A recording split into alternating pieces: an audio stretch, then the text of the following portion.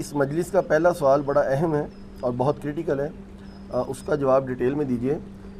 علماء سو کی جانب سے عوام الناس میں یہ گمراہی پھیلائی جا رہی ہے کہ قرآن حکیم جو کہ ہدایت کی کتاب ہے اور ہدایت دیتی ہے، لیکن یہی قرآن حکیم جو ہے وہ گمراہ بھی کرتی ہے۔ نعوذ باللہ۔ اور دلیل کے طور پر وہ سورہ البقرہ کی آیت نمبر 26 پیش کرتے ہیں، یضل بہ کثیرا و یہدی بہ کثیرا۔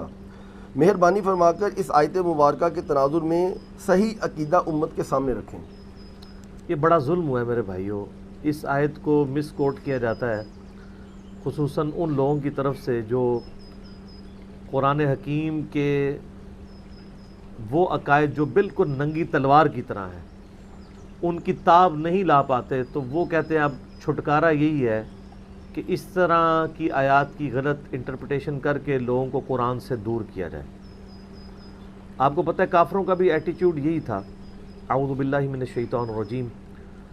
وقال الذین کفروا لا تسمعوا لهذا القرآن والغوا فیہ لعلکم تغلبون۔ کافر کہتے ہیں کہ مت سنا کرو اس قرآن کو، اور قرآن جب پڑھا جا رہا ہو اس میں شور مچا دیا کرو تاکہ تم غلبہ پالو۔ یعنی قرآن حکیم کی دعوت کے خلاف کامیابی کا واحد راستہ انہوں نے یہ سمجھا کہ جب قرآن پڑھا جائے تو شور مچا دیا جائے، جسے کہتے ہیں نا ہم پچ کھود دی جائے، کوئی بات سننے کے لیے تیار ہی نہ ہو۔ قرآن پر غالب آنے کا وہ راستہ یہی سمجھتے تھے کفار مکہ بھی، کہ نبی علیہ السلام کی بات کوئی نہ سنے، کیونکہ جو بات سنتا تھا اس کے دل کو اپیل کرتی تھی، وہ ہدایت قبول کر لیتا تھا۔ اب یہ انہی کی باقیات ہیں جو امت میں پھر اس طریقے سے شیطان نے ٹریول کروائیں کہ قرآن حدیث ڈائریکٹ نہ پڑھو گمراہ ہو جاؤ گے۔ قرآن پاک پڑھ کے بڑے بڑے لوگ جو ہیں وہ قرآن پڑھ کے ہی گمراہ ہوئے ہیں، تو قرآن خود نہیں پڑھنا چاہیے، کسی کے پاس پڑھنا چاہیے۔ اچھا جی، کس کے پاس پڑھنا چاہیے؟ علماء کے پاس۔ تو جب ہم کہتے ہیں علماء کے پاس پڑھیں، تو پھر اگر ہم کسی ایسے عالم کا نام لے لیں جو ان کے مکتب فکر کا نہ ہو تو کہتے ہیں وہ تو گمراہ ہے۔ اب یہ دیکھیں نا، کہیں پہ رکنے کے لیے تیار ہی نہیں ہے۔ علماء سے نہیں، یہ جملہ چینج کریں، ان کو کہنا چاہیے ہمارے فرقے کے ہمارے بزرگوں اور ہمارے علماء سے آپ پڑھیں، اور ان کی وہ تعبیر مانیں جو ہمارے فرقوں کے ہمارے بزرگ دیتے ہیں۔ جو قرآن کہہ رہا ہے اس کو ڈائریکٹ نہ مانیں۔ اور اس تکلیف سے میں خود بھی گزرا ہوں۔ ہمارے بچپن میں ہم جن قاری صاحب کے پاس قرآن پڑھا کرتے تھے، ان کا تعلق بریلوی مکتب فکر کے ساتھ تھا، تو وہ بچپن سے ہمارے دماغ میں نا یہ آیت ڈالا کرتے تھے، یضل بہ کثیرا ویہدی بہ کثیرا۔ قرآن پڑھ کے لوگ گمراہ ہوتے ہیں، قرآن پڑھ کے لوگ ہدایت پاتے ہیں۔ سب سے بنیادی چیز تو یہ ہے کہ یہ اس آیت کا ترجمہ ہی انہوں نے غلط کیا، اور آیت کو بھی مکمل پیش نہیں کیا، اسے آؤٹ آف کانٹیکسٹ پیش کیا۔ یعنی جرموں کی ایک داستان ہے جو اس قرآن کے ساتھ کی گئی۔ پہلے تو میں صرف عقلاً آپ سے بات کرتا ہوں، کیا قرآن حکیم کتاب ہدایت ہے یا گمراہی پھیلانے والی کتاب ہے؟ یہ پہلے ہمیں طے کرنا ہے۔ کتاب ہدایت، کتاب ہدایت ہے، تو ہدایت اور گمراہی ایک جگہ جمع نہیں ہو سکتے۔ بے شک۔ اگر یہ کتاب ہدایت ہے تو یہ پھر گمراہ کسی کو نہیں کرے گی، یہ طے ہے۔ اب اگر اس طرح کی کوئی آیت آئی ہے جس کی انٹرپریٹیشن کر رہے ہیں، تو وہ سر آیت آپ خود بھی ایک دفعہ سورۃ البقرہ کی آیت نمبر 26 پوری پڑھ کے دیکھ لیں، آپ کو کانٹیکسٹ سے سمجھ آ جائے گا، اس میں تو یہ بات ہوئی نہیں ہے، بلکہ وہ انہی کے بارے میں بات ہوئی ہے جو قرآن کو نہیں ماننا چاہتے وہ گمراہ ہوتے ہیں، اور جو قرآن کی ماننا چاہتے ہیں وہ ہدایت پاتے ہیں۔ وہ یہ نہیں ہے کہ قرآن ہدایت دیتا ہے اور قرآن گمراہ کرتا ہے۔ یہ تو اسی طریقے سے ہے کہ کوئی شخص یہ کہنا شروع کر دے کہ یہ جو روڈز ہیں یہ لوگوں کو موت دیتی ہیں کیونکہ ایکسیڈنٹس روڈز کے اوپر ہوتے ہیں، تو ایکسیڈنٹس کے لیے کیا روڈز بنائی گئی ہیں یا روڈ ٹریولنگ کے لیے بنائی گئی ہیں؟ ٹریولنگ کے لیے۔ ہاں، اب اس روڈ کے اوپر کوئی غلط خود سے ٹریولنگ شروع کر دے تو اس کا بلیم پھر اب اس روڈ کو دیا جائے گا یا اس بندے کو دیا جائے گا؟ یا اسی طریقے سے گاڑی کوئی خود سے جا کے ہائی سپیڈ پہ کہیں پہ ٹھوک دے تو آپ یہ کہیں گے کہ یہ گاڑیاں اس لیے بنائی جاتی ہیں تاکہ لوگ اس میں بیٹھ کے موت کا شکار ہوں۔ آج تک کسی گاڑی کے اشتہار پہ آپ نے دیکھا ہے کہ یہ گاڑی جو ہے وہ آپ کو سفر بھی طے کرواتی ہے اور یہ موت سے بھی نوازتی ہے، اور ٹوئٹا والوں نے یہ اتنا بڑا سلوگن لگایا ہو تو گاڑی کس نے خریدنی ہے؟ مرسڈیز کی گاڑی پہ لکھا جائے کہ اس گاڑی میں بیٹھ کے موت بھی واقع ہوتی ہے اور سفر بھی طے ہوتا ہے، لہٰذا مہربانی فرما کے آپ یہ گاڑی خریدیں. لوگ کہیں کہ جناب کزمرو گاؤ، کوئی لے گا؟ تو گاڑی بیچنے والے کو بھی پتہ ہے کہ ہم نے گاڑی کیسے بیچنی ہے، لیکن جو قرآن اور سنت کے سو کالڈ کسٹوڈین بنے ہوئے ہیں علماء سو، وہ اپنی جب بات لوگوں کے سامنے رکھ رہے ہیں تو وہ پہلے ہی رون ڈال رہے ہیں کہ ہمارا سودا نہیں خریدنا کسی نے. وہ یہ کہہ رہے ہیں یہ قرآن ڈائریکٹ پڑھو گے تو گمراہ ہو جاؤ گے. ان سے کہیں آپ پڑھا دیں، انڈائریکٹ پڑھ لیتے ہیں، آپ پڑھا دیں. تو وہ کہتے ہیں نہیں یہ قرآن ذرا مشکل ہے، ہمارے بزرگوں کی آپ کتابیں پڑھیں. یہ انہوں نے قرآن حدیث کا نچوڑ نکال کے آپ کو دے دی ہے. وہ نچوڑ ایسے نہیں نکالا، ایسے کر کے نکالا ہے. تو یہ بتانا چاہ رہے ہیں کہ ہمارے علماء کو زیادہ بہتر طریقہ آتا ہے لوگوں کو قرآن و سنت سکھانے کا بنسبت اللہ کے، کیونکہ اللہ کی کتاب مشکل، نعوذ باللہ، ان کی آسان. نعوذ باللہ. قرآن پورے میں کہیں آیا کہ یہ کتاب بڑی مشکل ہے، تو ہے کوئی اس کتاب سے دور بھاگنے والا؟ کیوں جی رضوان بھائی؟ برخلاف آیا ہے. ایک صورت میں کم از کم 5 مرتبہ وَلَقَدْ يَسَّرْنَا الْقُرْآنَ لِلذِّكْرِ فَهَلْ مِن مُدَّكِرٍ. سورۃ القمر میں ہم نے قرآن کو یاد دہانی کے لیے، نصیحت کے لیے آسان کر دیا ہے کوئی اس سے نصیحت حاصل کرنے والا؟ اب آ رہے ہیں اس سوال کی طرف کہ یہ جو آیت سورۃ البقرہ کی پیش کرتے ہیں نا کہ قرآن پڑھ کے لوگ گمراہ بھی ہوں گے، ہدایت بھی پائیں گے، اور یہ لوگ سب سے زیادہ زور و شور سے وہ کر رہے ہوتے ہیں جنہوں نے خود قرآن کبھی پڑھا نہیں ہوتا اور خود گمراہ بھی ہوتے ہیں. تو ان کو کہیں گے آپ کیوں گمراہ ہوئے ہیں؟ آپ نے تو قرآن نہیں پڑھا تھا، آپ کو کس نے گمراہ کر دیا؟ ہم تو چلے قرآن پڑھ کے گمراہ ہوئے ہیں، نعوذ باللہ. آپ کیسے گمراہ ہوئے؟ آپ نے تو قرآن پڑھا بھی نہیں تھا، آپ کیسے گمراہ ہو گئے؟ تو یہ آیت آپ دیکھیں، اس کے پس منظر کو سمجھیں. بیسیکلی قرآن پاک جب نازل ہوا ہے تو نبی صلی اللہ علیہ وآلہ وسلم پر قرآن پاک کے حوالے سے کئی ایک اعتراضات جڑے گئے کافروں کی طرف سے. ان میں سے ایک اعتراض قرآن کے ایک خاص اسلوب کے اوپر تھا کہ قرآن پاک میں اللہ تبارک و تعالیٰ جو مثالیں بیان فرماتا ہے، مختلف مثالیں، ایون ایسی مثالیں ہیں کہ ان کے نام کے اوپر باقاعدہ سورتوں کے نام ہیں. سورۃ العنکبوت، العنکبوت کہتے ہیں مکڑی کو عربی کے اندر. اس طریقے سے سورۃ البقرہ، بقرہ کہتے ہیں گائے کو.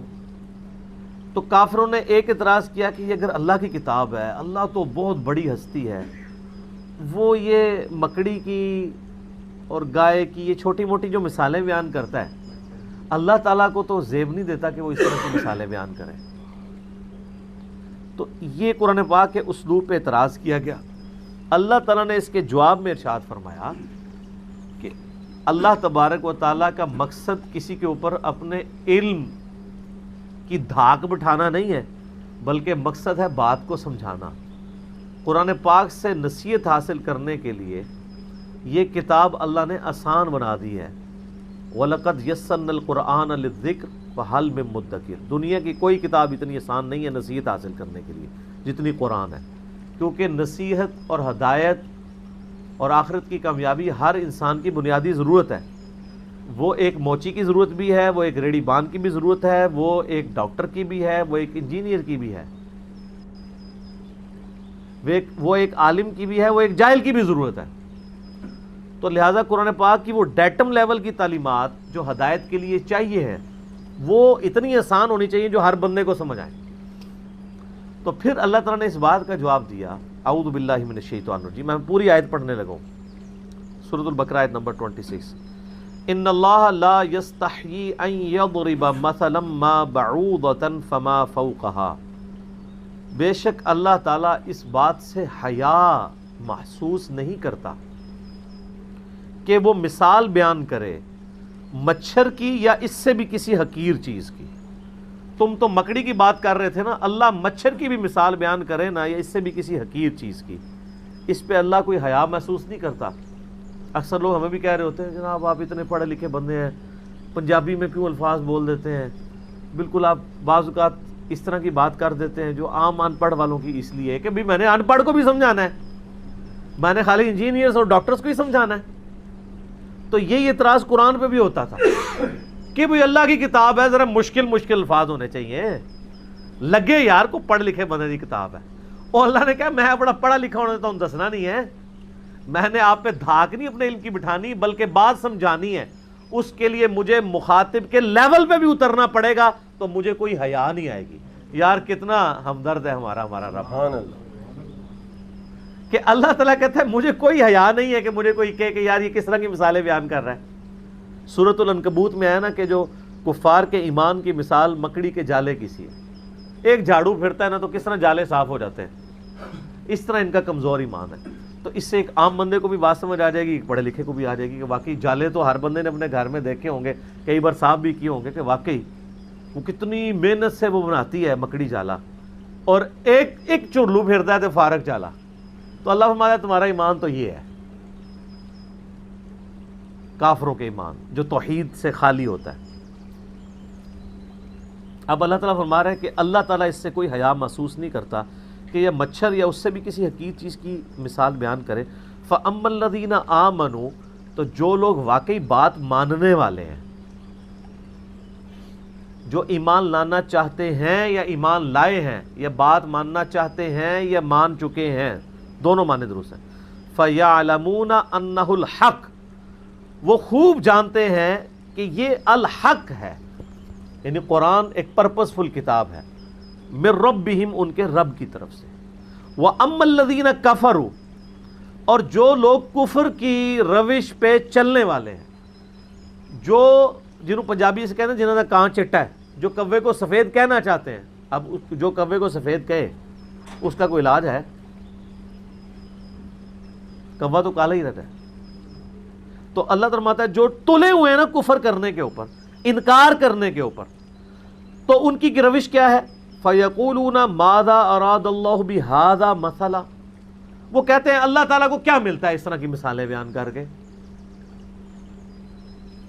بات کرنی ہے کوئی ذرا کوئی مشکل جو ہے وہ شستہ قسم کی عربی کے مشکل الفاظ استعمال کیے جائیں، اللہ کو کیا ملتا ہے یہ چھوٹی چھوٹی مثالیں بیان کر کے، مکھی کی مثال بیان کر کے، یا اور کسی حقیر چیز کی مثال بیان کر کے۔ مکھی کی مثال بھی آئی ہے نا قرآن میں، سورۃ الحج میں اللہ تعالیٰ نے کہا کہ جن ہستیوں کو یہ اللہ کے سوا مشکل کشا سمجھ رہے ہیں، وہ ہستیاں اور یہ خود اتنے کمزور ہیں کہ اگر مکھی ان کے کھانے سے کوئی چیز لے کے چلی جائے وہ اسے واپس نہیں چھین سکتے، اور یہ ایک مکھی پیدا نہیں کر سکتے۔ تو کتنے ہی کمزور ہیں وہ جو طلب کر رہے ہیں ان سے، اور وہ بھی جن سے طلب کیا جا رہا ہے۔ تو مکھی کی مثال بھی قرآن میں آئی ہے۔ تو اللہ تعالیٰ سے کو کیا ملتا ہے یہ مثالیں بیان کر کے؟ اب یہ پورے کانٹیکسٹ میں اب اللہ تعالیٰ کی طرف سے جواب جو آ رہا ہے وہ ٹونٹ کی شکل میں ہے، تانے کی شکل میں ہے، پنجابی جیسی کہنا ہے میڑا، غصے کا اظہار ہے۔ یہ آیت ایک ہی چل رہی ہے ابھی، جب انہوں نے کہا نا اللہ کو کیا ملتا ہے یہ مثالیں بیان کر کے، تو اس کا جواب پہلے اللہ نے دے دیا کہ اللہ کو کوئی آر محسوس نہیں ہے بات سمجھاتے ہوئے کہ وہ مچھر کی مثال بیان کرے یا کسی حقیر چیز کی۔ یہ تو ٹیکنیکل جواب دے دیا، ایک پھکی والا جواب بھی آ رہا ہے۔ یہ پھکی ہے، اینٹی وینم ہے، الزامی جواب ہے۔ پہلے علمی جواب دیا، اس سے جن کا کیڑا نکلنا ہے وہ نکل جائے گا، جن کا اس سے نہیں نکلنا نا ان کے لیے پھکی والا جواب ہوتا ہے۔ ایک ہی آیت میں اللہ نے پہلے علمی جواب دیا کہ اللہ حیا محسوس نہیں کرتا کہ وہ کوئی کسی قسم کی مثال بیان کرے، اس کا مقصد تو بات سمجھانا ہے، اور ساتھ ہی اسی آیت میں ہے کہ جب یہ کہتے ہیں نا کہ جی کیا ملتا ہے اللہ کو، اللہ نے کہا اچھا میں نے سمجھا بھی دیا، پھر بھی تم اس میں جو ہے وہ کجروی اختیار کر رہے ہو۔ یضل بہ کثیرا ویہدی بہ کثیرا، اللہ تعالیٰ یہ اس لیے بیان کرتا ہے تاکہ اس کے ذریعے کثیر لوگوں کو گمراہ کر دے اور کثیر لوگوں کو ہدایت دے دے۔ یہ عربی لنگوسٹک کی بات ہے، یہ نہیں کہ اللہ تعالیٰ گمراہ کرنا چاہ رہا ہے، مراد یہ کہ قرآن آئے گا تو دو پارٹیاں بنیں گی، ایک قرآن کے ماننے والے، انکار کرنے والے۔ نبی علیہ السلام دنیا میں آئے ہیں تو دو پارٹیاں بن گئی نا، کافر اور مسلم۔ تو اس کو اس انداز میں بھی کہا جاتا ہے کہ اللہ نے نبی کو اس لیے بھیجا تاکہ کچھ لوگ جنت میں جائیں اور کچھ لوگ دوزخ میں جائیں. اس لیے نہیں کہ نبی علیہ السلام ان کو دوزخ میں بھیج رہے ہوں گے, اس لیے کہ الٹیمیٹلی اینڈ رزلٹ یہ ہے کہ نبی کا انکار کرنے والے دوزخ میں جائیں گے, نبی کو ماننے والے جنت میں جائیں گے. تو نبی کس لیے دنیا میں آئے؟ تاکہ کچھ لوگ جنت میں چلے جائیں اور کچھ لوگ دوزخ میں. حالانکہ نبی علیہ السلام دوزخ میں بھیجنے نہیں آئے تھے, وہ بھیجنے جنت میں آئے تھے, لیکن نبی کا انکار کر کے الٹیمیٹلی لوگ جہنم میں چلے جائیں گے. تو اس سے یہ رزلٹ نہیں نکالا جائے گا کہ نبی علیہ السلام نے ان کو جہنم میں بھیجا ہے. سمجھ آ گئی بات کی؟ یہی بات اللہ فرما رہے ہیں کہ قرآن میں ہم یہ مثالیں اس لیے بیان کرتے ہیں تاکہ بہت سے لوگ گمراہ ہو جائیں. مراد جو یہ نہ مانے وہ گمراہ ہو, قرآن پڑھ کے گمراہ نہ ہو. جو قرآن کا انکار کریں گے وہ گمراہ ہو جائیں گے. وَيَهْدِي بِهِ كَثِيرًا, اور اللہ اس کے ذریعے لوگوں کو ہدایت دے دے گا. یعنی جو قرآن کو مان لیں گے ان کو ہدایت مل جائے گی, اور جو قرآن کا انکار کریں گے ان کو گمراہی ملے گی. لہذا قرآن گمراہ نہیں کرتا, قرآن ہدایت ہی دیتا ہے. قرآن کا انکار کرنے والے گمراہ ہوتے ہیں, یہ مطلب ہے اس کا. اور ساتھ ہی آ گیا اسی آیت میں وَمَا يُضِلُّ بِهِ إِلَّا الْفَاسِقِينَ, اور قرآن سے اللہ گمراہ نہیں کرتا مگر ان کو جو فاسق ہیں, جو خود گمراہ ہونا چاہتے ہیں. وہ کون ہے؟ جو قرآن کو نہیں ماننا چاہتے. جو قرآن کو ماننا چاہتا ہے اس کو اللہ گمراہ کرے گا. او جی ہدی للمتقین آیا, جی ہر بندے کے لیے ہدایت نہیں ہے. اچھا ہدی للمتقین آیا, تو آج ہم رمضان کے مہینے میں بیٹھے ہیں, وہاں کیا ہے؟ شہر رمضان الذی انزل فیہ القرآن ہدی للناس وبینات من الہدی والفرقان. یہ رمضان کا مہینہ وہ ہے جس میں اللہ تعالیٰ نے قرآن کو نازل کیا ہدی للناس, جو ساری انسانیت کے لیے ہدایت ہے. اس میں تو کہیں پرہیزگاروں کا ذکر ہی نہیں آیا, نیکوکاروں کا ذکر ہی نہیں. وبینات من الہدی, اور اس میں ہدایت کے روشن دلائل ہیں, والفرقان, اور یہ حق اور باطل میں تمیز کرنے والی کتاب ہے. اچھا نبی علیہ السلام کا بھی نام الفرقان ہے. صحیح بخاری میں حدیث ہے محمد فرق بین الناس, محمد صلی اللہ علیہ وآلہ وسلم لوگوں میں حق اور باطل میں فرق ہے. تو یہ بات کہنے کا انداز ہے کہ اللہ تبارک و تعالیٰ یہ فرما رہا ہے کہ ہم نے قرآن اس لیے نازل کیا کہ لوگ اس کے ذریعے ہم لوگوں کو گمراہ کریں اور اس کے ذریعے لوگوں کو ہدایت دیں. مراد یہ کہ یہ سبب بنے گا کہ جو قرآن کو مان لے گا وہ ہدایت پر ہوگا, جو قرآن کو چھوڑ دے گا وہ گمراہ ہو جائے گا. اس کی سپورٹ میں وہ حدیث ہے صحیح مسلم میں 534 نمبر انٹرنیشنل نمبر کے مطابق, القرآن حجت لک او علیک, قرآن قیامت والے دن یا تو تیرے حق میں حجت بنے گا یا تیرے خلاف حجت بنے گا. حق میں کس کے لیے حجت بنے گا؟ جو چومتا چاٹتا رہتا ہے, پڑھتا شتا کوئی نہیں, عمل نہیں کرتا. اور خلاف اس کے بنے گا جو بیچارہ ہر وقت اس کوشش میں رہتا ہے کہ میں دیکھوں کہ میرے رب نے مجھے کیا حکم دیا ہے, میں اس کے مطابق چلوں. تو یہی تو آپ کو بتا رہے ہوتے ہیں, آپ کو ادھر ہی لگایا ہوا ہے انہوں نے, پڑھ پڑھ کے مردے بخشوا رہے ہوتے ہیں. حالانکہ سورۃ الفرقان میں ہے وقال الرسول یا ربی ان قوم اتخذوا هذا القرآن مہجورا. نبی علیہ السلام قیامت والے دن شکایت کریں گے, اے اللہ میری قوم نے قرآن کو پیٹھ کے پیچھے ڈال دیا تھا. جو شخص قرآن کو چھوڑ دے گا, اس کی تعلیمات کو چھوڑے گا, اس کی شکایت نبی علیہ السلام نے کرنی ہے صلی اللہ. تو یہ آیت بھی اس بات کا ثبوت ہے تو کہ بھئی قرآن پاک کا انکار کر کے شکایت لگ جائے گی لوگوں کا. تو جب شکایت لگے گی تو وہ جائیں گے دوزخ میں. تو کس کی وجہ سے گئے دوزخ میں؟ قرآن کی وجہ سے. لیکن قرآن نے نہیں بھیجا, قرآن کی وجہ سے, اس لیے کہ قرآن کا انکار کیا. کافر دوزخ میں جائیں گے اللہ کی وجہ سے, اس لیے کہ انہوں نے اللہ کا انکار کیا. یہ تو شیطانی اپروچ ہے کہ اگر کوئی اس کا دوسرے والا مطلب لے لے. شیطان نے کہا تھا اللہ تو نے مجھے گمراہ کیا. اگر اس کا پازیٹو معنی لیا جائے تو وہ بالکل ٹھیک ہے کہ یا اللہ نہ آدم کو تو پیدا کرتا, نہ اسے اشرف المخلوقات بناتا, نہ مجھے حکم دیتا کہ میں سجدہ کروں. تو جب حکم ہی نہ دیتا تو میں پھر انکار بھی نہ کرتا, انکار بھی نہ کرتا تو مردود بھی نہ ہوتا. تو الٹیمیٹلی اس کا مطلب ہے آدم کی وجہ سے میں گمراہ ہوا ہوں.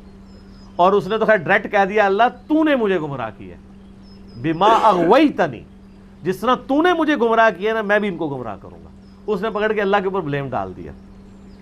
ایک معنوں میں بلیم تو درست ہے کہ آزمائش کی وجہ سے وہ گمراہ ہوا, لیکن اگر وہ کہتا ہے کہ اللہ نے جان بوجھ کے کیا وہ تو عقیدہ کفر ہے۔ اب ادھر بھی آ جائے، اگر کوئی کہے کہ قرآن گمراہ کرتا ہے وہ عقیدہ کفر ہے، اور اگر قرآن کا مطلب وہ یہ لیتا ہے کہ قرآن کا انکار کر کے لوگ دوزخ میں جائیں گے اس وجہ سے قرآن نے انہیں دوزخ میں بھیجا، تو معنی بالکل درست ہے۔ سمجھ آ گئی؟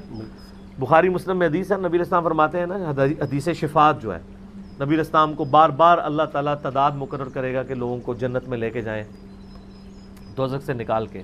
آپ علیہ السلام فرماتے ہیں میں آخری دفعہ جب جاؤں گا نا دوزخ سے اپنے امتیوں کو نکالنے کے لیے، تو داروغہ جہنم سیدنا مالک علیہ السلام کہیں گے کہ یا رسول اللہ اب آپ کا کوئی امتی دوزخ میں نہیں ہے سوائے اس شخص کے جسے قرآن نے جنت میں جانے سے روک لیا ہے، اور وہ کبھی بھی جنت میں نہیں جائے گا۔ قرآن نے جنت میں جانے سے کسے روک لیا ہے؟ اِنَّهُ مَن يُشْرِكْ بِاللَّهِ فَقَدْ حَرَّمَ اللَّهُ عَلَيْهِ الْجَنَّةَ وَمَأْوَاهُ النَّارُ وَمَا لِلظَّالِمِينَ مِنْ أَنصَارٍ، بے شک جو کوئی اللہ کے ساتھ شرک کرے اس پہ اللہ نے جنت حرام کر دی ہے، اس کا ٹھکانہ دوزخ ہے، وہاں اس کا کوئی مددگار نہیں ہوگا۔ حتیٰ کہ صحیح بخاری اور مسلم دونوں میں حدیث ہے کہ اللہ تعالیٰ نے ہر نبی کو ایک مقبول دعا دی تھی جو اس نے اس دنیا میں کر لی، اور نبی علیہ السلام فرماتے ہیں میں نے اپنی دعا اپنی امت کے لیے سنبھال کے رکھی ہے، میں اپنی اس دعا سے قیامت والے دن اپنے امتیوں کی شفاعت کروں گا، میری دعا سے میرے ہر امتی کو نفع پہنچے گا سوائے اس شخص کے جس نے دنیا میں شرک کیا ہوا۔ شرک is the most sensitive issue in the sight of Allah, اللہ کے حضور سب سے زیادہ حساس معاملہ شرک ہے۔ تو وہاں پہ بھی قرآن نے روک لیا۔ کیا مراد ہے؟ قرآن یہ چاہتا ہے لوگ جنت میں نہ جائیں؟ نہیں، قرآن کا انکار جس نے کیا یضل بہ کثیرا ویہدی بہ کثیرا، اللہ تعالیٰ اس کے ذریعے لوگوں کو گمراہ کرتا ہے، یعنی لوگوں پہ یہ آزمائش آتی ہے کہ وہ قرآن کی بات ماننے اور وہ انکار کرتے ہیں، گمراہ ہو جاتے ہیں۔ ویہدی بہ کثیرا، جو یہاں الحمدللہ ہم لوگ بیٹھے ہیں یا پوری دنیا کے اندر جو لوگ بات ماننے کے لیے بیٹھے ہوئے ہیں ان کے لیے تو قرآن ہدایت ہے، کیونکہ وہ بات ماننا چاہتے ہیں۔ قرآن سراپا ہدایت ہے۔ آپ اگر کافر کو کہہ دیں یہ کتاب میں آپ کو دینے لگوں، یہ پڑھ کے آپ گمراہ بھی ہو سکتے ہیں، ہدایت بھی حاصل کر سکتے ہیں، وہ کہے گا سر کول ہی رکھو۔ تو میرے نزدیک تو یہ کلمات کفر ہے اگر کوئی اسی انٹینشن میں بول رہا ہے۔ اگر کوئی کہتا ہے نا قرآن گمراہ کرتا ہے اور اس سے مراد یہ ہے کہ قرآن کی وجہ سے لوگ گمراہ ہوتے ہیں کہ قرآن پہ عمل کرنے کی وجہ سے، وہ کافر ہے۔ وہ بیسیکلی اس لیے بتانا چاہ رہے ہوتے ہیں تاکہ آپ کو نا قرآن سے دور کریں، کیونکہ ان کے عقیدے قرآن کے خلاف ہوتے ہیں۔ انہوں نے بابوں کو پکارنا ہوتا ہے، آپ نے پڑھنا ہوتا ہے ایاک نعبد و ایاک نستعین، وہ کہتے ہیں یار قرآن سے ہی جان چھڑا لیں۔ قرآن پاک میں ایک اور جگہ بھی ہے نا، سورۃ الاعراف کی آیت نمبر 179 میں وَلَقَدْ ذَرَأْنَا لِجَهَنَّمَ كَثِيرًا مِنَ الْجِنِّ وَالْإِنسِ، بے شک ہم نے جنوں اور انسانوں کی اکثریت دوزخ کے لیے پیدا کی ہے۔ یہ میں کہتا ہوں قرآن پاک کی سخت ترین آیت ہے، سورۃ الاعراف آیت نمبر 179۔ اللہ تعالیٰ فرماتا ہے بے شک ہم نے جنوں اور انسانوں کی اکثریت پیدا ہی دوزخ کے لیے کی ہے۔ اے کرامت ویکھو میری بھی کرامت ہوندی جے میں کھولے ڈائریکٹ ہوئے آیت نکلی جے، کوئی نشان بھی جے لگیا ہوا، اور وہ صفحے دی پہلے نمبر تے آیت ہے وَلَقَدْ ذَرَأْنَا لِجَهَنَّمَ كَثِيرًا مِنَ الْجِنِّ وَالْإِنسِ، اور بے شک ہم نے اکثریت جن و انس کی پیدا کی ہے دوزخ کے لیے۔ اب اس کو میں لے لوں اور پوری آیت نہ پڑھوں تو مراد کیا ہے کہ اللہ تعالیٰ نے یہ اس لیے بنایا کہ دوزخ کا ایندھن بنے گے؟ نہ، یہ مطلب نہیں ہے۔ ساتھ ہی آیا لَهُمْ قُلُوبٌ لَا يَفْقَهُونَ بِهَا، ہم نے انہیں دل دیے تھے لیکن انہوں نے کبھی سوچا نہیں، عقل دی تھی سوچا نہیں۔ وَلَهُمْ أَعْيُنٌ لَا يُبْصِرُونَ بِهَا، ہم نے آنکھیں دی تھی عبرت حاصل کرنے کے لیے لیکن انہوں نے کبھی دیکھنے کا سا دیکھنا نہیں دیکھا، غور و تفکر نہیں کیا۔ وَلَهُمْ آذَانٌ لَا يَسْمَعُونَ بِهَا، ہم نے کان تو دیے تھے لیکن انہوں نے کبھی سنا نہیں۔ وہی بات وَقَالَ الَّذِينَ كَفَرُوا لَا تَسْمَعُوا لِهَذَا الْقُرْآنِ، اور پھر سورۃ الملک کی آیت نمبر 10 کافروں کے بارے میں وَقَالُوا لَوْ كُنَّا نَسْمَعُ أَوْ نَعْقِلُ مَا كُنَّا فِي أَصْحَابِ السَّعِيرِ، کافر کہیں گے کہ کاش ہم نے دنیا میں اپنی عقل استعمال کی ہوتی اور بات سن لی ہوتی تو آج ہم دوزخ میں نہ ہوتے۔ اللہ تعالیٰ فرمائے گا فَاعْتَرَفُوا بِذَنبِهِمْ، بس انہوں نے اپنے اصلی جرم کو مان لیا ہے۔ فَسُحْقًا لِأَصْحَابِ السَّعِيرِ، اب ان پہ پھٹکار ہو ان دوزخ والوں پہ۔ یعنی جرم ماننے سے جرم معاف نہیں ہوگا، جرم ماننے سے جرم صرف موت کے غرغرے سے پہلے ہی معاف ہوگا، جو جامعہ ترمذی میں حدیث ہے موت کے غرغرے سے پہلے پہلے توبہ قبول ہے، آخرت میں نہیں، ادھر توبہ کرنی ہوگی۔ تو اللہ تعالیٰ فرماتا ہے ہم نے ان کو عقل دی آنکھیں دیں، کان استعمال نہیں کیا. اولئک کالانعام، وہ تو چوپایوں کے مانند ہیں. بل ہم اضل، بلکہ یہ چوپایوں جانوروں سے بھی بدتر ہیں. اولئک هم الغافلون، اور یہ اصل میں غافل لوگ ہیں جو اپنے ان انسٹرومنٹس کو یوز کر کے حق بات حاصل نہیں کرتے. ولا تقف ما لیس لک بہ علم، اے انسان کسی چیز کی پیروی اس وقت تک مت کر جب تک کہ تجھے اس کے بارے میں علم نہ آ جائے. ان السمع والبصر والفؤاد کل اولئک کان عنہ مسئولا، بے شک کان، آنکھیں اور عقل اس کے بارے میں تم سے پوچھا جائے گا کہ تم نے ان انسٹرومنٹس کو یوز کر کے سچ بات تک پہنچنے کی کوشش کیوں نہیں کی. تو یہاں پہ بھی ہے اللہ نے کثرت کے ساتھ جن و انس دوزخ کے لیے پیدا کیے ہیں. کیا مطلب؟ کہ بنائے اس لیے ہیں تاکہ ان کو، جس طرح ہم لکڑیاں جمع کرتے ہیں آگ لگانے کے لیے، تو اللہ نے بھی یہ لکڑیاں پیدا کر دی ہیں دوزخ کے لیے؟ نہیں، مراد یہ ہے کہ انکار کر کے خود ہدایت بھی خود حاصل کر لی. انا ہدیناہ السبیل اما شاکرا و اما کفورا، ہم نے ہدایت کا راستہ واضح کر دیا ہے، چاہے تو شکر گزاری کی روش اختیار کرو، خواہ ناشکری کی. والذین جاہدوا فینا لنہدینہم سبلنا، جو لوگ ہماری راہ میں کوشش کریں گے ہم اپنے ہدایت کے راستے اس کے لیے کھول دیں گے. ہر راستہ ان کو اللہ تک لے جائے گا. وہ مخلص ہوں. کوئی شخص زمین و آسمان میں تفکر کر کے اللہ تک پہنچ جائے گا، کوئی شخص اپنی ذات میں تفکر کر کے اللہ تک پہنچ جائے گا. اس طریقے سے آپ اسلام میں بھی دیکھ لیں نا، جتنے لوگ ہدایت کے راستے پہ آتے ہیں نا، کبھی کوئی نماز کے طریقے کے اوپر سرچ کرنی شروع کرتا ہے تو اس کو پتہ چلتا ہے یار صرف میری نماز نہیں غلط، میرے تو عقیدے بھی غلط ہیں. میں آپ کو کئی لوگ ایسے بتاؤں، اسلام آباد میں ہمارے ایک، جب جن دنوں میں میرا وہاں درس ہوا کرتا تھا تو میرے درس میں ایک بریلوی بھائی آیا کرتے تھے، پڑھے لکھے تھے. ہمارے درس میں لوگ اتنا عرصہ آتے رہتے ہیں، ان کو بیچاروں کو یہ نہیں پتہ چلتا اس کا فرقہ کون سا ہے. وہ کہتے ہیں وہ تو ہی مسلمان ہے. تو اسی لیے بات چلتی بھی، اور واقعی ہم مسلم ہیں. تو وہ بریلویوں کی مسجد میں اذان دیتے تھے. یہاں آئے، درس سننا شروع کیا، عقیدہ توحید کی اصلاح ہو گئی، لیکن اذان وہ اسی طریقے سے اذان کے ساتھ درود و سلام بھی پڑھ رہے ہیں، انگوٹھے بھی چوم رہے ہیں. میں نے ان کو کبھی انگوٹھے چومنے سے منع نہیں کیا. اچھا، کرتے کرتے نماز کا طریقہ ڈسکس ہوا، انہوں نے رفع الیدین بھی شروع کر دیا، انگوٹھے بھی چوم رہے ہیں، رفع الیدین بھی کر رہے ہیں، اذان کے ساتھ صلاۃ والسلام بھی پڑھ رہے ہیں. ٹھنڈی کر کے کھاؤ نا، ٹھیک ہے. میں نے نہیں ان کو کبھی کچھ کہا. اتنے عرصے کے بعد انہوں نے خود ہی پوچھ لیا کہ جی آپ لوگ انگوٹھے نہیں چومتے؟ تو میں نے کہا کہ نبی علیہ السلام نے تو دروش ہی پڑھنے کا حکم دیا ہے. جامعہ ترمذی میں حدیث ہے مولا علی علیہ السلام سے کہ نبی علیہ السلام نے فرمایا کہ کنجوس ہے وہ شخص جس کے سامنے میرا ذکر ہو اور وہ مجھ پر درود نہ پڑھے. اللہم صلی علی محمد وعلی آل محمد. اور ترمذی اور حاکم میں ایک اور روایت ہے جس میں الفاظ ہیں کہ اس کی ناک خاک آلود ہو، وہ تباہ و برباد ہو جائے جس کے سامنے میرا ذکر ہو اور مجھ پر درود نہ پڑھے. اللہم صلی علی محمد وعلی آل محمد. تو میں نے کہا یہ حکم ہے، انگوٹھے چومنے والا کوئی معاملہ بھی موجود نہیں ہے کسی بھی حدیث کے اندر. یہ تو جعلی روایتیں ہیں، موضوعات شریف ہیں، وضع کی گئی روایتیں. تو میں نے کہا اس لیے ہم نہیں چومتے. انہوں نے خود ہی چھوڑ دیا.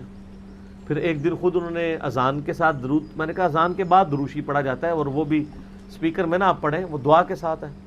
تو یہ پہلے پڑھتے ہیں جو. میں نے کہا یہ تو ثابت نہیں ہے، خود یہ ہے، اگر ان سے پوچھیں کہ یہ لکھا ہے تو بتائیں. تو انہوں نے مولوی صاحب سے پوچھا تو الٹا انہوں نے ان کے اذان لگانے پہ پڑھنے پہ پابندی لگا دی. ہاں جی. پھر یہ اینڈ رزلٹ یہ بھی نکلتا ہے. اس نے کہا جی یہاں اذان وہ دے گا جو صلاۃ والسلام پڑھے گا، ورنہ ہم اذان ہی نہیں آپ کو یہاں پہ دینے دیں گے. تو یہ آہستہ آہستہ انسان کو باتوں کی سمجھ آتی ہے. تو کسی کے لیے کوئی معاملہ ہدایت کا سبب بن جاتا ہے، کسی کے لیے کوئی معاملہ. بعض لوگ جو ہیں وہ تیجے 40ویں کے اوپر تحقیق کرنی شروع کرتے ہیں تو ان کو پتہ چلتا ہے یار یہ تیجا 40واں بھی جعلی ہے اور ہم جن عقیدوں کو لے کے چل رہے ہیں وہ بھی جعلی ہیں. ہمارے یہاں پہ ایک بھائی آتے ہیں، کچھ انہوں نے کوسچن آنسر سیشن بھی کچھ دفعہ کیا، اسامہ بھائی. اب وہ بھی کٹر بریلوی تھے. وہ حج پہ جانے لگے تو انہوں نے یوٹیوب پہ حج اور عمرے کا طریقہ لکھا تو میری ویڈیو کھل گئی. وہ انہوں نے دیکھی تو اس میں ظاہر ہے کہ ہم نے حج اور عمرے کے طریقے میں روزہ شریف کی حاضری کا طریقہ بھی بتایا ہے. اس میں نبی علیہ السلام کے بارے میں جو غلط عقائد ہیں ان کو بھی ہائی لائٹ کیا ہے، صحیح عقائد کو بھی ہائی لائٹ کیا. کرتے کرتے ایک لیکچر سے اللہ نے ان کو ہدایت دے دی. حج کے لیے ابھی کچھ مہینے باقی تھے، وہ لیکچر سنا، اس کے بعد نماز والا لیکچر سنا، نماز کا طریقہ سنت کے مطابق کر لیا جو بخاری مسلم میں لکھا ہے، عقیدے صحیح کر لیے. اور حج کرنے کے لیے جب گئے تو اللہ تعالیٰ نے سارے عقائد کی اصلاح کی ہوئی تھی. الحمدللہ. الحمدللہ اللہ تعالیٰ سبب بناتا ہے. ٹھیک ہے, کسی کے لیے آپ میں سے ہر شخص جدھر بھی کوئی ادھر کو بیٹھا ہوا ہے, ہر ایک بندے کی اپنی سٹوری ہوگی. اب یہ مجھے اختر بھائی بتا رہے تھے, انہوں نے وہ انا فتحنا لک فتحا مبینا, وہ جو قرآن کی آیت ہے سورہ فتح کی پارہ نمبر 26 میں, وہ جو اعلیٰ حضرت نے ترجمہ کیا ہے کہ اے نبی ہم نے آپ کو روشن فتح عطا فرمائی تاکہ آپ کے صدقے سے آپ کے پچھلوں کے اور آپ کے اگلوں کے گناہ معاف کر دیں. اتنا الٹ ترجمہ کر دیا, حالانکہ ان کے اپنے باقی مکتب فکر کے علماء نے بھی یہ ترجمہ نہیں کیا. اس کے اوپر تحقیق شروع کی, اس پہ ہمارے کلپ پڑا ہوا تھا جناب, ہم نے لکھا ہے سورہ فتح کی آیت نمبر 2 کا ترجمہ اور تشریح, رپلائی ٹو احمد بریلوی آن سورہ فتح آیت نمبر 2 ٹرانسلیشن. وہ انہوں نے دیکھی تو ان کو اللہ تعالیٰ نے اس طرح مائل کر دیا, معاملات آگے چل پڑے. اس طرح یعنی لوگوں کو ہدایت ملتی ہے, کوئی ایک واقعہ بھی ہدایت کے لیے کافی ہے.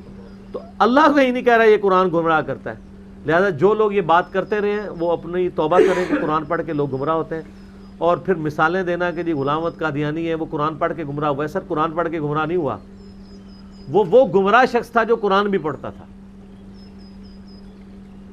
اور آپ جو اتنی بانچیں کھول کے بول رہے ہوتے ہیں, ہم تو آپ کے علماء اور بزرگوں میں سے بھی اکثر کو گمراہ سمجھتے ہیں. اکثر ایسے لوگوں کو بھی جنہوں نے قرآن کی تفسیر بھی لکھی ہے, پورے قرآن کی تفسیر لے کے فوت ہو گئے 6 8 جلدوں کے اندر, اور ایاک نعبد و ایاک نستعین کی تفسیر سے ان کو یا علی مدد اور یا شیخ عبد القادر جیلانی سمجھ آیا ہے. تو لعنت ہے ایسی سمجھ کے اوپر کہ آپ پوری تفسیر لکھ کے فوت ہو جائیں اور آپ کو یہی نہ بات سمجھ آئے. بابوں کو پکارتے تو تفسیریں لکھنے سے بھی کچھ نہیں ہوتا, کیونکہ انہوں نے ماننا نہیں چاہا, انہوں نے اپنے آپ کو قرآن کے سامنے پیش نہیں کیا. اور یہاں پہ میں ضمناً عرض کر دوں, تھوڑا سا عرض بھی کر دوں. ایک تو یہ میں نے عرض کیا نا کہ یہ قرآن پڑھنے والوں کو چھیڑتے ہیں یہ کہہ کے, اب آندہ نہیں چھیڑا کریں گے. جو چھیڑے نا ان کو کہ یہ آپ کے بارے میں ہے, جو قرآن سے روک رہے ہیں. اچھا مجھے بتائیں, جو قرآن کی طرف بلاتا ہے وہ ہدایت پہ ہوتا ہے, یا جو قرآن ڈائریکٹ پڑھنے سے روکتا ہے وہ ہدایت پہ ہوتا ہے؟ بلاتا ہے. تو جو روک رہا ہے تو اس کو کہ آلریڈی آیت آپ پہ فٹ ہو چکی.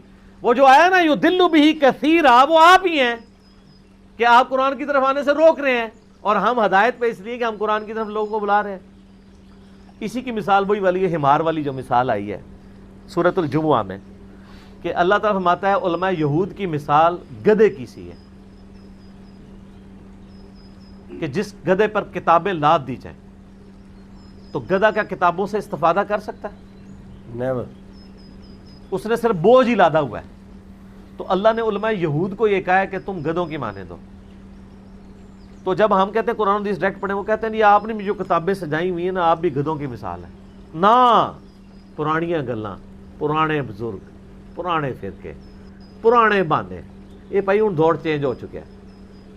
یہ ان کی مثال ہے کہ جو لوگ کتابیں تو اپنے شوکیسوں میں سجاتے ہیں, اپنے مدرسوں میں سجا کے رکھتے ہیں, اس سے استفادہ نہیں کرتے. جو استفادہ کر لیں ان کو انسان ہونے کا سرٹیفکیٹ ہے, جو استفادہ نہ کریں ان کے لیے گدھے کا سرٹیفکیٹ ہے. تو ہم تو الحمدللہ ہر ایک چیز حدیث کی نمبرنگ کے ساتھ, قرآن کی آیات کی ریفرنسز کے ساتھ بتا رہے ہوتے ہیں. تو یہ دنیا کا کون سا گدھا ہے جو قرآن و حدیث جس پہ لاد دیا جائے تو وہ ایک ایک انٹرنیشنل نمبر پڑھ کے بتا رہا ہو لوگوں کو؟ گدھا تو یہ کام نہیں کرے گا. تو گدھے کی مثال وہ علماء ہیں جن کے شوکیسوں میں کتابیں پڑھی ہوئی ہیں, اس سے استفادہ نہیں کرتے, نہ کہ وہ لوگ کہ جو قرآن پڑھ کے استفادہ کر رہے ہیں. تو یہ انہی کے اوپر ہی مثال فٹ ہوتی ہے. تو ان کے کافی فضائل و برکات قرآن و حدیث میں آئے ہوئے ہیں. گدھے کی مثال بھی ان کو کہا گیا, اور صحیح بخاری مسلم میں تو حدیث موجود ہے کہ میں نے اپنے امت کے علماء کو گدھوں کی مانند دوزخ میں اپنی انتڑیوں کے گرد چکر کاٹتے ہوئے دیکھا ہے, جیسے کولو کا بیل کاٹتا ہے. پانی نکالنے کے لیے پرانے زمانے میں گندم کے دانوں کو سٹوں سے الگ کرنے کے لیے نا اوپر وہ چلائے جاتے تھے, گدھے چلائے جاتے تھے اپنی انتڑیوں کے گرد. اور اس میں الفاظ ہیں بخاری مسلم میں کہ اہل جنت ان سے پوچھیں گے حضرت صاحب آپ کے واعظ سن سن کے, آپ کی درد بھری تقریریں سن سن کے ہم تو جنت میں پہنچ گئے, حضرت صاحب تسی کی تھے؟ تو وہ کہیں گے کہ ہم تمہیں جو کچھ کہا کرتے تھے وہ خود نہیں کرتے تھے, اور جن چیزوں سے تمہیں منع کیا کرتے تھے خود منع نہیں ہوتے تھے. اور آگے بریکٹ میں ہے کہ انجینئر صاحب ہم علماء سو کی خوب کلاس لیا کرتے تھے, جس کی وجہ سے تمہیں یہ سمجھ آ گئی کہ علماء سو ہیں تو تم نے صرف تعلیمات پہ عمل کرنا شروع کیا تو تم جنت میں پہنچ گئے، اور ہم نے عمل نہیں کیا دوزخ میں پہنچ گئے۔ اسی لیے کہتے ہیں نا، میں اکثر کہتا ہوں کہ مولوی جو کچھ کہہ رہا ہوتا ہے نا اس سے چلیا کرو، مولوی جو کر رہا ہوتا ہے نا وہ نہ چلیا کرو۔ کہہ تو سارے میٹھی میٹھی باتیں کر رہے ہوتے ہیں۔ یہ جتنے دہشت گرد قسم کے مولوی جو تقریروں میں ایک دوسرے کے اوپر کفر کے فتوے لگاتے ہیں، یہ جب ٹی وی پہ آ کے کتنی میٹھی باتیں کرتے ہیں، ہم تو بھائی بھائی ہیں سارے، ماشاءاللہ ایک ملک ہے، اکٹھا رہنا چاہیے، نہیں لڑنا چاہیے۔ تو یہ جو کچھ کہہ رہے ہیں نا اس پہ عمل کریں، وہ جو کر رہے ہوتے ہیں نا، جو برین واشنگ کر کے آپ کے اوپر دوڑا رہے ہوتے ہیں لوگوں کو، اس پہ نا آپ عمل کریں۔ گدھے کی مثال بھی آ گئی ان کے لیے۔ اب جب اس طرح کی مثالیں بیان ہوگی تو یہ غصہ ہی کھائیں گے نا۔ ہمیں تو نہیں کوئی قرآن سے بیان کرے قرآن میں گدھے کی مثال ہی، ہمیں کو غصہ نہیں آئے گا۔ ہم کہیں گے اللہ کا شکر ہے ہم نے گدھے والا کام نہیں کیا۔ آپ نے گدھے والا کام کیا تھا، اپنے شوکیسوں پہ لادی ہوئی تھی کتابیں، ہم نے تو الحمدللہ آپ کے وہ جو گدھے تھے ان کا بوجھ بھی ہلکا کیا ہے وہاں سے۔ انہوں نے کہا انہوں تو پڑھنا نہیں، ہم نے وہاں سے نکال لی، انہوں بھی سوکھے ہو گئے نے، وہ وزن بھی چکیا سی، پڑھتے بھی کوئی نہیں سن، وہ کھوتے کا بھی وزن سارا چوک لیا سی، چوک کے جناب ایتھے لگاتا پڑھ کے لوگوں دس بھی رہے فائدہ ہے۔ اور کتے کی مثال بھی میں نے بتایا نا سورۃ الاعراف میں، یہ جو آیات ہیں ان سے پیچھے 175-6 میں بلعام بن بعورہ یہودی عالم کو اللہ نے کہا یہ کتے کی مثال ہے کہ اس کو ہم نے اتنا علم دیا تھا لیکن پھر یہ پستی میں جا کے گرا، دنیا کا کتا بن گیا۔ اب یہ اس کتے کی مثال ہے جو جسے کوئی چیز ملے تب بھی وہ زبان ہانپتا ہے، نہ ملے تب بھی زبان ہانپتا ہے، یعنی کوئی کام کرے تب بھی ہانپتا ہے اور نہ کرے تب بھی ہانپتا ہے۔ تو علماء کا بھی علماء سو کا بھی یہی حال ہے کہ وہ کام کریں تب بھی چندہ مانگتے ہیں، نہ کریں تب بھی چندہ مانگتے رہتے ہیں۔ علماء سو کی، میں علماء حق کی نہیں، میں بہت دل سے عزت کرتا ہوں علماء حق کی، لیکن کسی نے غلطی سے بھی مجھ سے پوچھنا نہیں ہے کہ علماء حق ہے کون ہے، کیونکہ میرے لیے آزمائش شروع ہو جائے گی۔ تو اس کو آپ بس اسی طرح رہنے دیں کہ ہم علماء کا تہ دل سے احترام کرتے ہیں، علماء حق کا، اور علماء سو کے تو آپ بھی خلاف ہیں۔ اور میں یہ کہتا ہوں علماء سو کے خلاف ہونے پہ اجماع ہے۔ آپ بریلویوں سے پوچھیں دیوبندیوں کے علماء، وہ کہتے ہیں علماء سو ہیں، دیوبندیوں سے پوچھیں کہتے ہیں بریلویوں کے علماء سو ہیں۔ اچھا، اور علماء سو ہی وجہ ہے لوگوں کی گمراہی کی، اس پہ بھی اجماع ہے۔ آپ بریلویوں سے پوچھیں یار یہ دیوبندیوں کی مت کس نے ماری ہے، کہتے ہیں مولویوں نے ماری ہے، سارے نے، ہاں جی سارے نہیں، وہ ہے جی پچھو سارے ایک نے۔ اور دیوبندیوں سے پوچھیں یار یہ بریلویوں کی مت کس نے ماری ہے، وہ کہیں گے یار ان کے مولویوں نے، یار سارے بریلوی غلط ہے، تو سارے ہی غلط رہے نا جی۔ ہمیں ہی کہتے ہیں کہ آپ فرق کیا کریں، بات کرتے ہوئے احتیاط کیا کریں، علماء سو علماء حق، خود یہ اپنے علاوہ سب کو علماء سو کہتے ہیں، کبھی نہیں کہتے ان میں اچھے لوگ بھی ہیں۔ یہ کہہ کے دیکھیں نا، پھر آپ پوچھیں کون ہے اچھے، تو نہیں بتائیں گے آپ کو، وہ صرف آپ کا پردہ رکھنے کے لیے کہہ رہے ہوں۔ ٹھیک ہوگا جی، قرآن کتاب ہدایت ہے، اس پہ تو میں گھنٹوں بول سکتا ہوں۔ غدیر خم کی حدیث جو اپنے منہج پہ ہم نے لکھی ہوئی ہے، صحیح مسلم میں اوپر تلے 4 حدیث ہیں، اس میں بھی الفاظ ہیں 6225 سے 6228 کہ لوگوں آگاہ ہو جاؤ، میں بھی ایک انسان ہوں، قریب ہے کہ اللہ کا قاصد یعنی موت کا فرشتہ میرے پاس آئے اور میں اس کی دعوت قبول کر لوں۔ میں اپنے بعد تم میں 2 بھاری چیزیں چھوڑ کے جا رہا ہوں، ان میں سے پہلی چیز اللہ کی کتاب ہے، اس میں ہدایت ہے، اس میں نور ہے، یہ اللہ کی رسی ہے، جو اسے پکڑے گا ہدایت پہ ہوگا، جو چھوڑ دے گا گمراہ ہو جائے گا۔ یہ وہی جملہ آ گیا جو میں نے کہا تھا، جو قرآن کو پکڑ لے گا وہ ہدایت پہ ہوگا، جو چھوڑ دے گا گمراہ ہو جائے گا۔ یضل بہ کثیرا سے مراد ہیں قرآن کو چھوڑنے والے، ویہدی بہ کثیرا سے مراد ہیں قرآن کو پکڑنے والے۔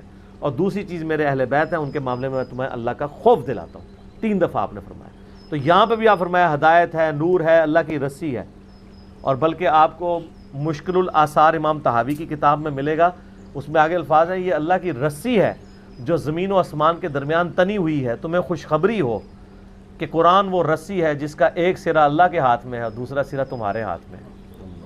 سر یہ بڑی بات ہے، قرآن وہ رسی ہے جس کا ایک سرا اللہ کے ہاتھ میں ہے اور دوسرا تمہارے ہاتھ میں، اور یہی وہ رسی ہے، وَاعْتَصِمُوا بِحَبْلِ اللَّهِ جَمِيعًا وَلَا تَفَرَّقُوا، تم سب کے سب مل کے اللہ کی رسی کو مضبوطی سے تھام لو اور فرقوں میں نہ بٹو۔ آپ اس آیت کی ذرا تفسیر لوگوں سے پوچھیں نا، وہ کہیں گے جی رسی دیکھیں جی، رسی میں کئی بل ہوتے ہیں، کئی ریشوں سے مل کے رسی بنتی ہے، ایک اولیاء اللہ کی محبت کا ریشہ ہے، ایک علماء کی محبت کا ریشہ ہے، ایک صحابہ کی محبت کا ریشہ ہے، ایک اہل بیت کی محبت کا ریشہ۔ او اللہ کے بندے، وہ کہانیاں کرانیاں بند کرو، نبی اسلام نے خود بتا دیا یہ کیا ہے۔ وہ محبتیں اپنی جگہ رکھیں آپ، لیکن قرآن کی تو تعریف نہ کریں۔ وَاعْتَصِمُوا بِحَبْلِ اللَّهِ جَمِيعًا وَلَا تَفَرَّقُوا میں اللہ کی رسی ہے قرآن. اور اگر آپ سمجھتے ہیں کہ یہ اللہ کی کتاب ہے تو قرآن میں صحابہ اہل بیت بزرگان دین سب کا ذکر ہے، لیکن ان کو پتہ ہے ان کے جو بزرگان دین ہیں نا وہ تو غلط ہی ثابت ہوتے ہیں نا قرآن پڑھ کے، تو اس لیے وہ کہتے ہیں اس کو پھر آپ نے ٹھیک ہو گیا.